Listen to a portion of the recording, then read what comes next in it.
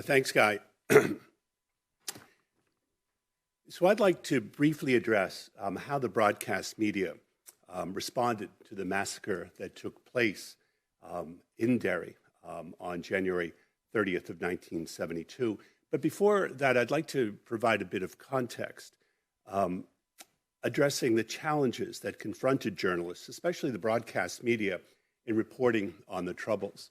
Over the past dozen years or so, that's the work I've been doing, spending time in archives in London, in Belfast, in Dublin, looking at how the narratives of the Troubles have been contested. Television, in many respects, was in the later part of the 20th century the most important source of news and information. And it was television that would not only chronicle the Troubles, but really become part of the Troubles and struggle to tell the story of what was going on inside of Northern Ireland. Broadcasting House or Bush House in London, seen here in this dramatic photograph, tended to ignore Northern Ireland until the Troubles broke out in 1968. The BBC began broadcasting in 1922 in Northern Ireland, and in many respects, the broadcasts of the BBC in Northern Ireland tended to ignore the minority or Catholic community. The BBC's main broadcasting network from London was transmitted in Belfast, but there was also a regional service. And that regional service was incredibly deferential to the unionist establishment in Northern Ireland. In Northern Ireland, it was imperative, as far as the unionist government at Stormont was concerned, that the sound that came from the BBC reflected a British culture.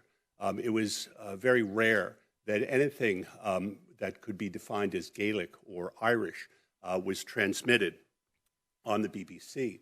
In fact, in 1932, the Prime Minister, the first Prime Minister of Northern Ireland, James Craig, later Lord Craigavon, intervened with the BBC to ask that they stop reporting results of Gaelic games, arguing that that reporting was hurting the feelings of the majority of people in Northern Ireland.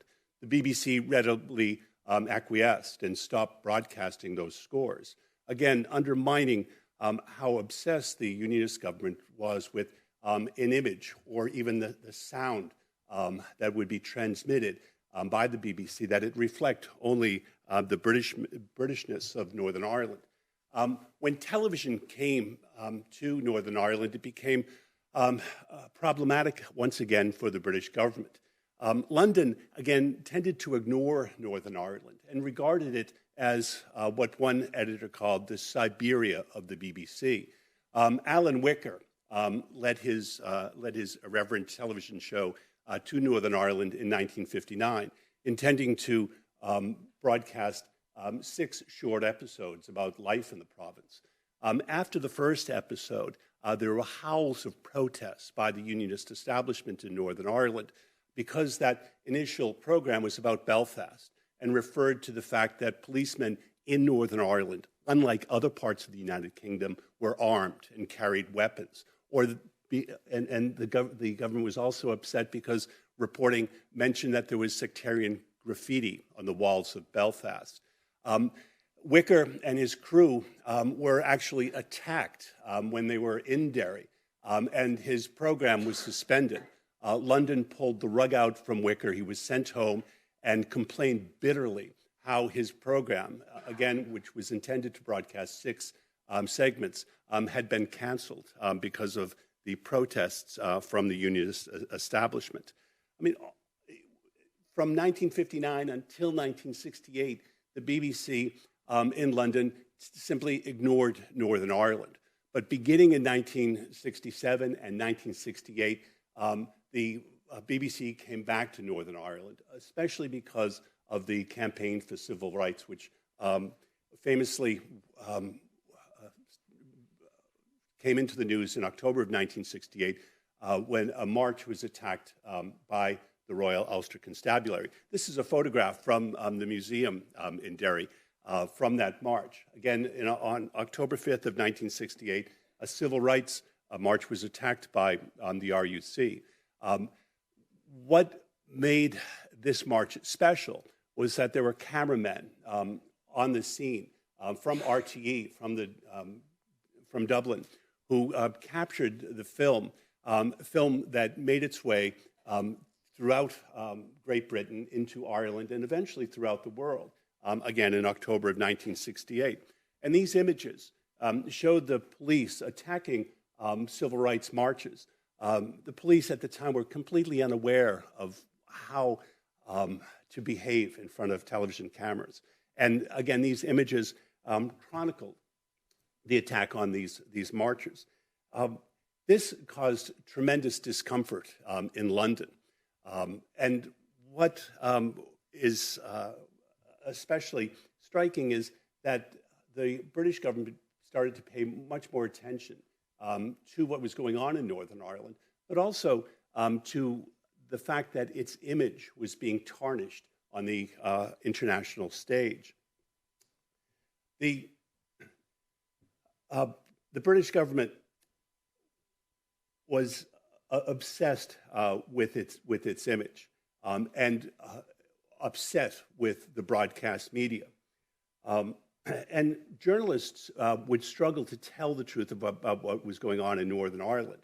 Although subject to threats, bullying, and intimidation before the government of Margaret Thatcher formally introduced censorship in 1988, the broadcast media, especially television, again, chronicled 30 years of political violence and became a critical part of the Troubles. The British government was upset and, in fact, infuriated by programming that criticized its policies. Civil servants, eventually the Army as well as the RUC, criticized programming that questioned the tactics of the security forces or addressed the alienation in the Catholic community. Again, the British government was determined to try and control the narrative of the Trouble, to try and shape the reporting that was coming out of Northern Ireland.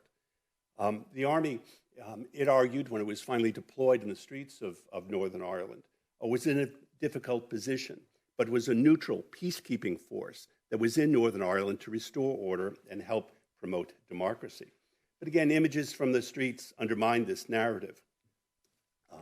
And this would be chronicled by journalists across the world. These news reports, again, created tremendous discomfort for the British government. In the summer of 1969, television coverage of the Battle of the Bogside, again, embarrassed the British government that was keen to portray itself as a leading democracy in a troubled Cold War world. On this side of the Atlantic, the American media continued to draw parallels between events in Northern Ireland and events that were taking place in the American South. At the time, the three national networks were a highly influential source of news and information. Again, this is an age where there's no internet, no Instagram, Twitter, YouTube, or other social media channels, but three powerful networks that would have a nightly news broadcast that would be watched by millions of Americans. In the aftermath of 1969, TV Guide, a publication that was the most popular publication in the United States in the 1960s and 1970s, would cover events. Now, TV Guide had an audience or a circulation of 90 million. It was ubiquitous in American homes, and it was chronicling what was going on in Northern Ireland. This is a publication from later in the 1980s that was looking back at the way in which television was chronicling events inside of Northern Ireland and was highly critical of the British government. This caused tremendous unease in London. And a lot of the work I've done has been in the National Archives in London at Kew. And there are file after file, notes coming from Washington, as well as the British Information Service in New York, about how the image of Britain was being undermined by the media, especially by the American media, because of events in Northern Ireland.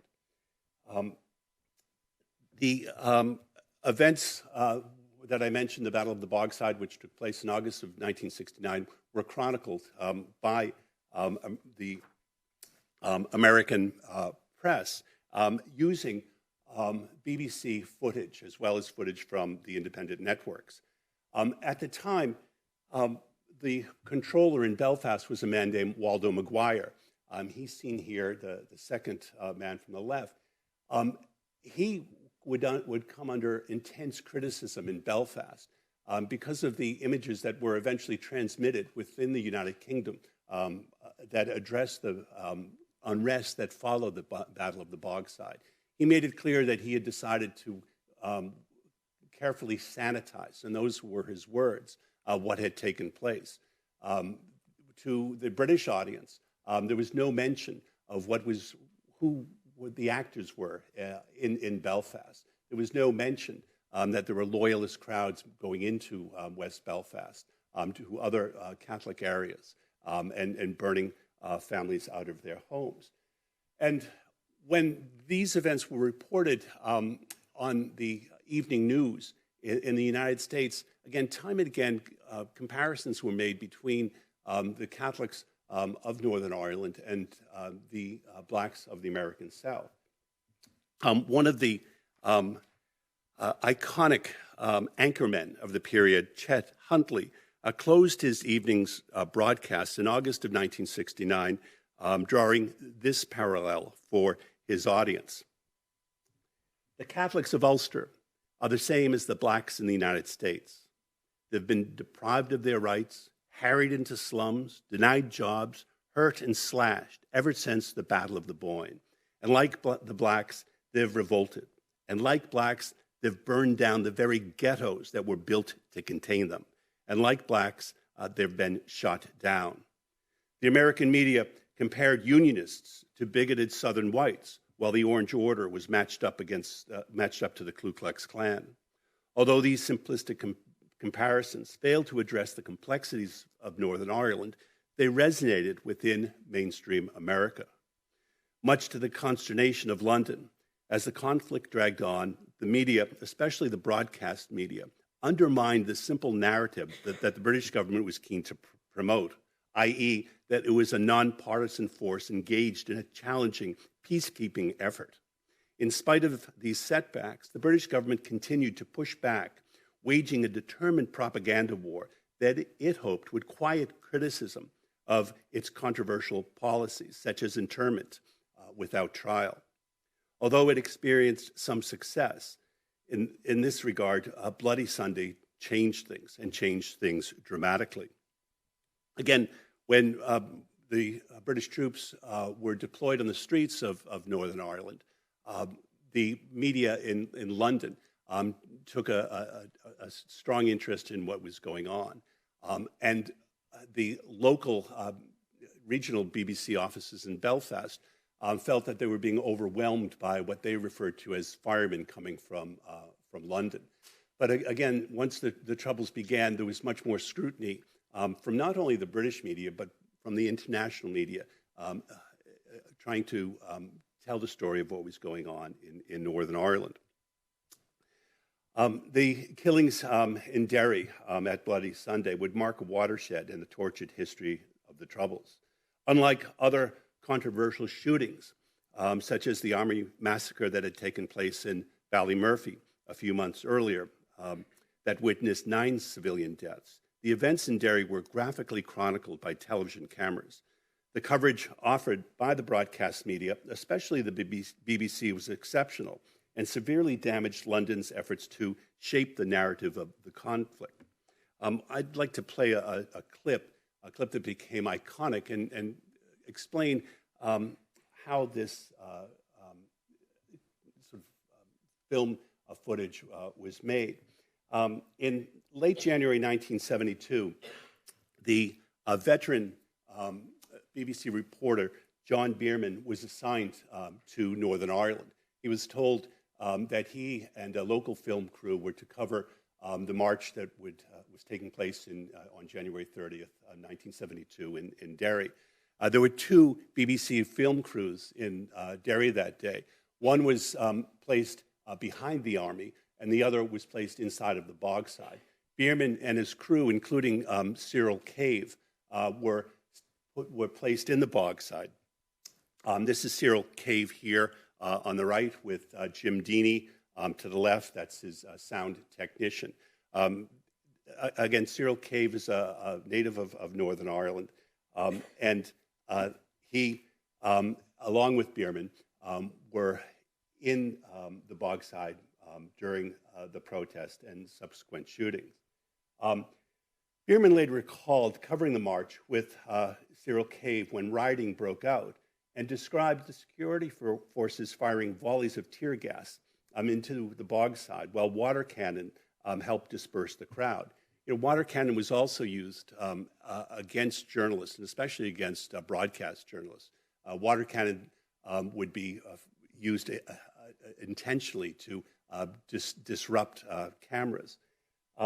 And Bierman remembered that once the tear gas settled into the streets of the bogside, he and his colleagues were offered refuge in a small house by an elderly woman and given tea while recovering from exposure to that gas. He distinctly remembers hearing rifle shots echoing outside and then emerging from the house with his colleagues to see, quote, crouching low and waving a blood-soaked white handkerchief came a dog-collared priest. Behind him came two men carrying a third, a youth whose chest was covered in blood. I had little doubt that he was mortally wounded. The para on the corner moved towards them. "Get away, you bastard," snarled one of the men. The BBC crew captured these images and then moved carefully through the streets as shooting continued. Seeing the dead and dying among panicked crowds and sighting soldiers in full battle gear with blackened faces. Minutes later, Bierman once again came upon Father Daly and conducted a remarkable interview with the distraught yet highly articulate priest. The exchange between Bierman and Daly proved one of the most famous on-the-spot interviews of the Troubles.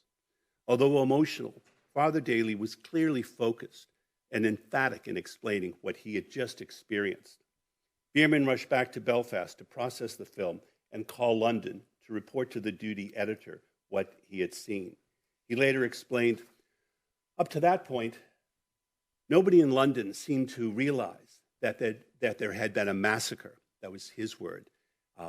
And high-level consultations went on about how much length and prominence should be given to my report. Without waiting for the official version, which eventually said 13 civilians had been killed, the BBC powers that be sent word that the bulletin that night would be open-ended, and I should let my report run for as long as I needed. Sitting by an editing machine in Belfast, I gave instructions to the film editor, and together we produced a report that ran 13 minutes, a lifetime in television news terms. I scribbled out my script as we went along, but the deadline was so close that I hadn't time to finish it, and I had to ad-lib the last few minutes with voiceover live on air. In Washington, D.C., British embassy officials watched these events unfold on news bulletins carried on American networks.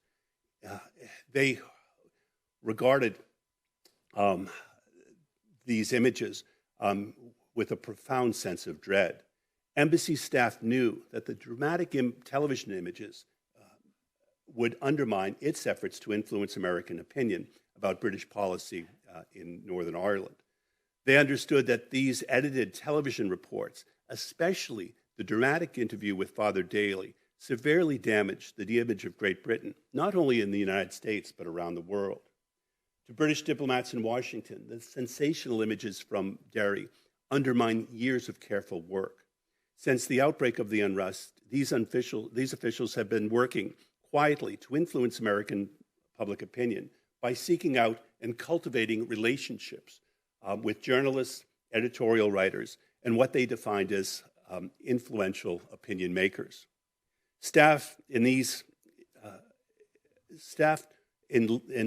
embassy hoped these initiatives would encourage support for British policies in Northern Ireland. Embassy officials reported to London that in the aftermath of the killings in Derry, the American print and especially the broadcast media were incredibly hostile to British policy in Northern Ireland. The Foreign Office understood that in the aftermath of Bloody Sunday, the American press would be much less inclined to accept the explanation of British officials, i.e. that British troops were an impartial peacekeeping force caught between warring factions. The veteran diplomat Donald Tebbit was especially distraught. He advised his superiors in London that televised coverage of these events undermined London's narrative. He wrote, "Londonderry has changed the picture. I am afraid that the point has now been reached when we consider that there is a danger of us losing the propaganda battle. The violence in Londonderry was covered extensively and in great detail by all of the television news broadcasts here in the United States, mostly using BBC and ITN film. The result will raise doubts in the minds of many about the wisdom of our policies in Northern Ireland and to increase the number of those who believe that British troops can no longer play an impartial role." Tebbit was a shrewd diplomat who had served in Nigeria during that country's civil war. He reported to London that even before the killings in Derry, pressure had slowly been growing in Congress for the Nixon administration to intervene and criticize British policy in Northern Ireland. After Bloody Sunday, the House Foreign Affairs Subcommittee agreed to hold public hearings on the conflict. Tebbit argued that the British government had to respond to this crisis and devise a new strategy to win back the propaganda initiative, explaining to London there is a real danger that unless we take steps to step up our propaganda effort, the myth that Northern Ireland is another British colonial war will get firmly implanted in the American mind. Embassy officials were especially worried that a plank in the Democratic Party's presidential platform at the upcoming National Convention might include language denouncing British policy and supporting the unification of Ireland. Embassy officials also feared that an American boycott of British goods could develop momentum and harm a very frail British economy. In writing to London, Tebbit argued that the Prime Minister, Edward Heath, should contact President Nixon directly to emphasize that his government was trying to find a solution to end the violence in Northern Ireland. Embassy officials also wanted to be sure that a concerted effort would be made to lobby the U.S. State Department so that senior officials called to testify before Congress would understand British policy and resist calls for American intervention. The embassy asked the Foreign Office in London to develop updated information that could help win what it defined as the propaganda war, including the publication of pamphlets outlining British policy that would contain basic facts, noting that it should be, quote, similar to those produced in the past on Gibraltar. This literature was intended to develop propaganda that would enable diplomats to lobby the State Department, the White House, and congressmen identified as friendly. Tebbit noted that staff at the British Embassy were especially impressed with the success of the Israeli government in influencing American lawmakers and hoped to emulate their work. Back in London, the Heath government quickly appointed a tribunal that issued a deeply flawed report that exonerated the army. While the tribunal sat, the British broadcast media was warned not to launch any in-depth investigations or reports on the killings in Northern Ireland, and not to interview any witnesses. The government threatened the broadcast media with prosecution if its reporting compromised or prejudiced the work of the Widgery Tribunal. In many respects, in the immediate aftermath of Bloody Sunday, John Bierman's report proved the most timely, accurate, and widely disseminated account of what had actually happened that day. Although the British Army and the government would initiate a sustained campaign of disinformation, Bierman's report, and especially the words of the priest, Father Daly, resonated and featured in news reports that were disseminated throughout the world. Again, I want to play a film clip that was taken from a Thames documentary that was made in 1981, simply called The Troubles. The film clip that I'll show uses a number of different sources to chronicle these events, but the Bierman report is front and center. So I'll go ahead and start this up. Again, this is a sort of the iconic image of the Troubles. And it was Bierman's film crew, especially Cyril Cave, that had the television images of these events, and of course, Father Daly.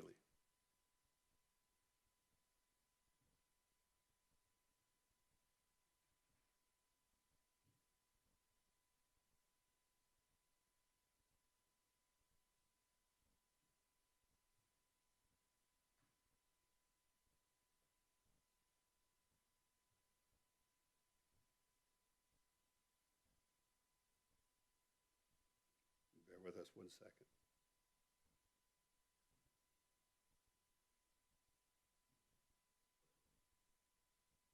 With live ammunition were fired by the army.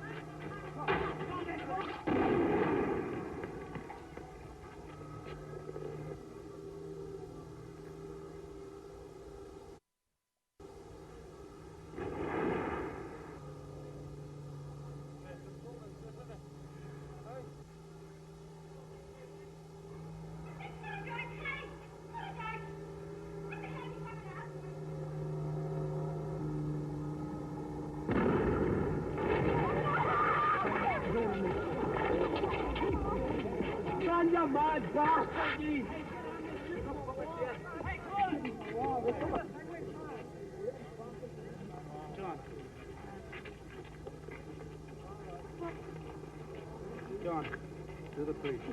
Johnny.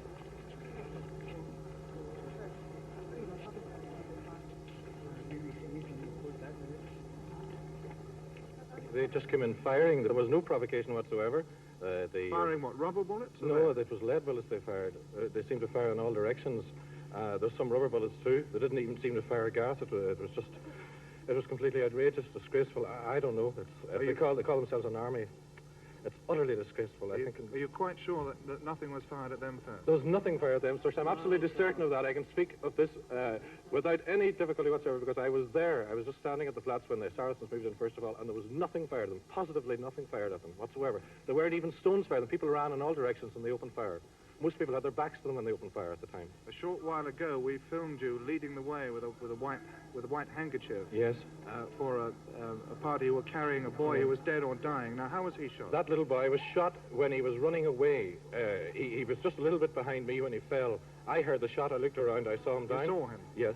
And he was shot. He was a young man, wasn't he? He was a young boy, I would say about 15, thereabouts. He didn't have a weapon? No, he had nothing. He was just a young boy about 15. He was running. I was running too. I'll leave it there. But it's that interview, especially, that creates a tremendous amount of difficulty for the British government. In spite of a sustained effort to characterize what had taken place as some sort of gun battle, the words of Father Daly undermined the sort of efforts of the British government. And it's, again, one of the most extraordinary interviews of the Troubles. So we'll leave things there. Plug in here.